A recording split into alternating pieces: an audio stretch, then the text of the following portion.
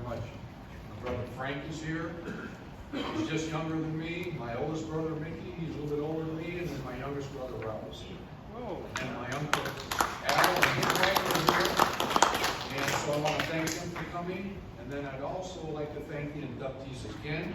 Congratulations, Randy, Mr. Jacoby, Sailor, and then also the inductees from last year, Bruce Vinsky, Jerry Brycev, Connie O'Haron, and Willie Muntz.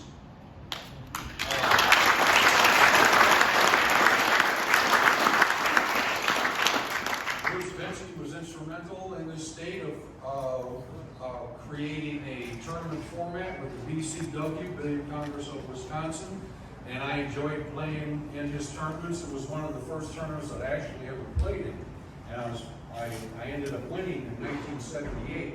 I had broken the tip off my cue, and Bruce had a shaft from Sailor that I used, and I ended up winning the tournament with his shaft. But we missed Bruce on the BCW. Okay?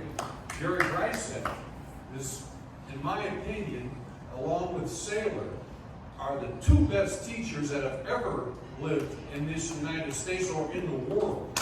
And,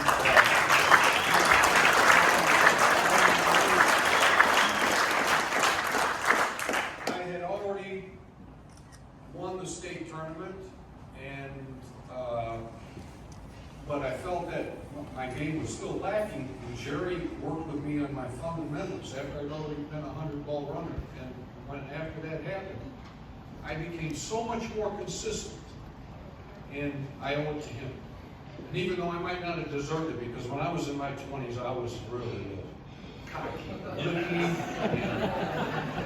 The one thing that I wasn't afraid to do was play. And every time I used to sit in the pool hall, and when I was a kid, I started playing when I was 14. And that was the summer of 1965. And the first time that I hit a ball, I was walking downtown when I was 14 years old. I got cut from Pony League, probably for a lackadaisical attitude. So, and I was also a juvenile delinquent. So I'm walking down the street downtown, and I'm thinking, well, what am I going to do today? And so I saw the sign up on a building, and I was walking down the street. He said, Caramel. Caramel? What's that? So I looked in the window, and I see there's these pool tables there, right? So I walked in, and I looked around, and I happened to see a guy a couple years older than me that I knew, and he was playing. And I walked up to him, and I said, hey, do you mind if I try a shot? He goes, sure, go ahead.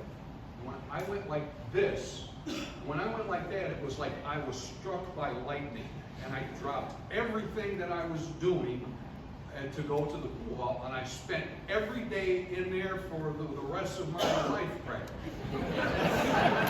All right, and so then in that winter, I had a brand new winter coat.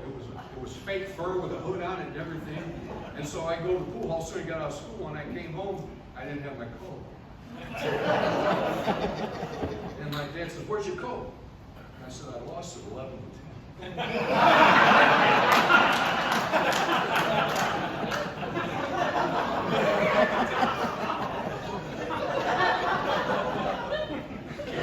And so I was consumed by the game. I was lucky.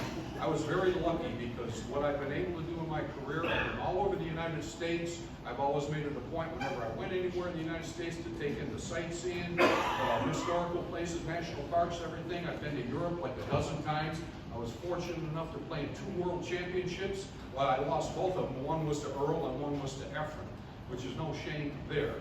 And then also, I'd like to say about Nick Varner, who is, in my opinion, is one of the greatest players ever lived, and he was a role model for me when I started playing out on the professional stage.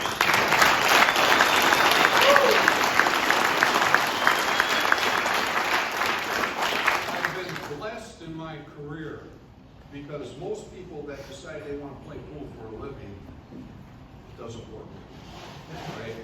And actually, it was a struggle for me at times, and I get to the point where I had a love-hate relationship. I said, I hate this game, and then I'd be right back the next day, right? I broke a cue, and then after I broke it, I come back, what am I going to do now? But anyway, I've been blessed, and I also want to thank the Carol Room, Dave Cole Sr. and Dave Cole Jr., He does one heck of a job running tournaments. It's great. He runs a beautiful pool room. The place looks exactly now as it did when it opened up. He takes care of it. Everything is great there.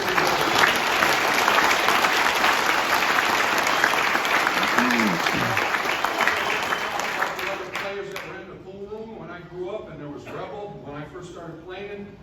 Dave Sr. was the best player in town. But I always heard about Rebel runs hundreds, Rebel runs hundreds. And then when he got out of the service, and he come walking in, the owner said, there he is, there's Rebel. And I said, you're Rebel? And he goes, yeah. I said, you want to play some? But he's a great player.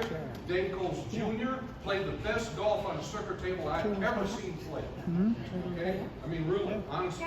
And then we've got Larry Neville, who's probably the most purely talented player that I have ever seen. I have a pretty good stroke, but his is the best I've ever seen. He's a great, great player. And now we've got this young man sitting over there, Tyler Steyer, who about 3 years ago, I remember Ike Reynolds challenged him to play some pretend game. He goes, what do you think, Jeff? Should I play him? Now look at him. He's a champion. He's going to end up being the best player that ever came out of Wisconsin.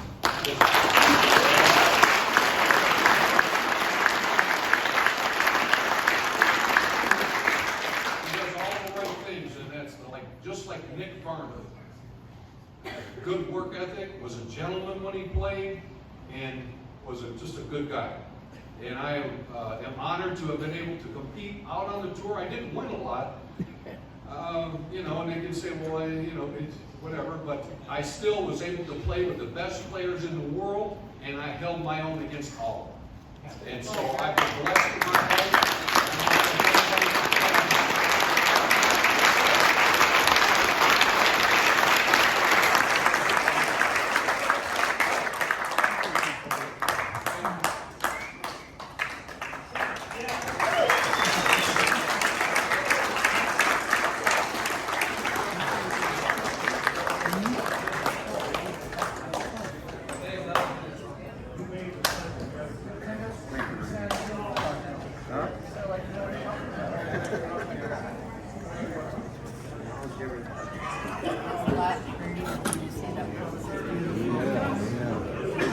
Congratulations, Jeff. Thank you. Hang it on your wall. All right, so we're done with the inductees. Next introduction is Dave Coles Jr. from Beloit, where we're going to have our